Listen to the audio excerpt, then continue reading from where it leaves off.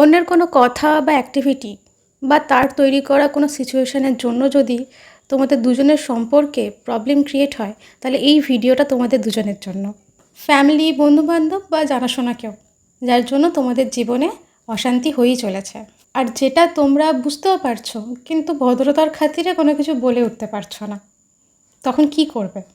মনের মধ্যে একটু সাহস জোগাও, কে কী ভাববে সেটার পরোয়া না করে বলে দাও, তোমার কথা বা অ্যাক্টিভিটির জন্য আমাদের দুজনের মধ্যে দিনের পর দিন অশান্তি হচ্ছে। আশা করছি তুমি যেটা করছো সেটা ভুলবশত করছো, কিন্তু সেটা আমরা আর কিছুতেই মেনে নিতে পারছি না। প্লিজ নেক্সট টাইম থেকে এটা দয়া করে করো না।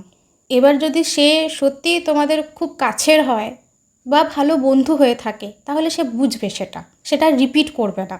কোনো কিছুতে সাফার করবার আগে একটু মাথা খাটিয়ে সলিউশন বার করে নাও, কারণ শেষে গিয়ে দেখবে সবাই কিন্তু সবার লাইফ নিয়ে ব্যস্ত হয়ে যাবে।